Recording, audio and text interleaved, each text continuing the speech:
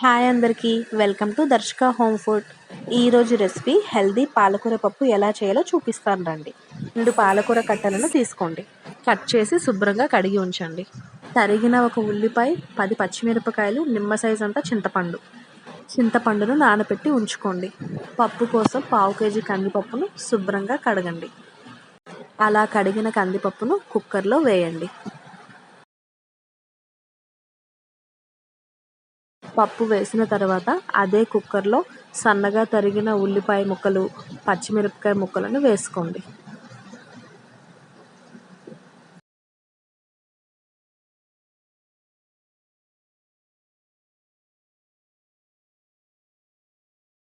తరువాత ఒక 1/2 స్పూన్ వరకు జీలకర్ర వేయండి.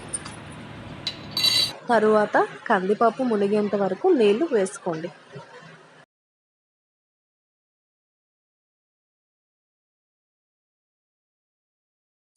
దానిలో కడిగిన పాలకూరను వేసుకోండి.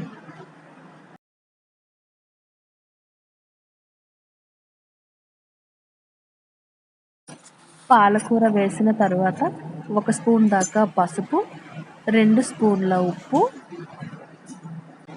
1 టీ స్పూన్ ఆయిల్ వేసుకోండి.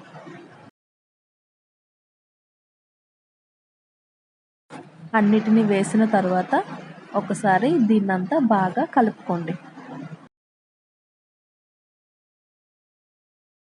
కలుపుకొని కుక్కర్ మూత పెట్టి స్టవ్ మీద 4 విజిల్లు వచ్చేంత వరకు బాగా ఉడికించుకోండి. 4 విజిల్లు వచ్చిన తర్వాత కుక్కర్ మూత తీసి చూస్తే పప్పు ఇలా ఉడికిపోయింది.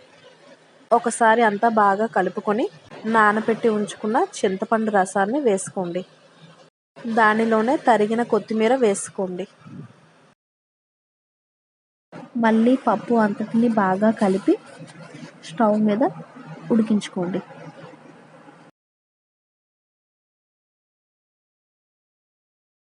చూసారు కదా ఎలా ఉడుకుతుందో. ఇలా పప్పు ఉడుకుతుండగా మరో పక్కన కళాయిలో పోపు కోసం 4 స్పూన్ల దాకా ఆయిల్ వేసుకొని, ఆయిల్ వేడెక్కిన తర్వాత కొంచెం ఆవాలు,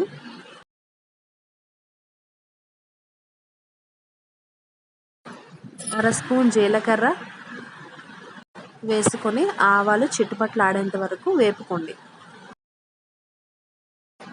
తరువాత 15 వెల్లుల్లి రెబ్బలు వేసుకోండి. 10 ఎండుమిరపకాయలు, కొంచెం కరివేపాకు రెబ్బలు వేసుకోండి. ఇలా అన్నీ వేసి పోపు బాగా వేగనివ్వండి.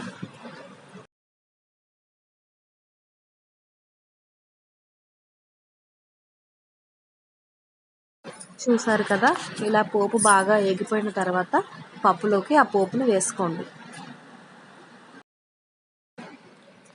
ఒకసారి అంతా బాగా కలుపుకోండి. అంతే, హెల్దీ పాలకూర పప్పు రెడీ. మీకు గనక ఈ వీడియో నచ్చినట్లయితే వీడియో లైక్ చేసి ఛానల్ని సబ్స్క్రైబ్ చేసుకోండి.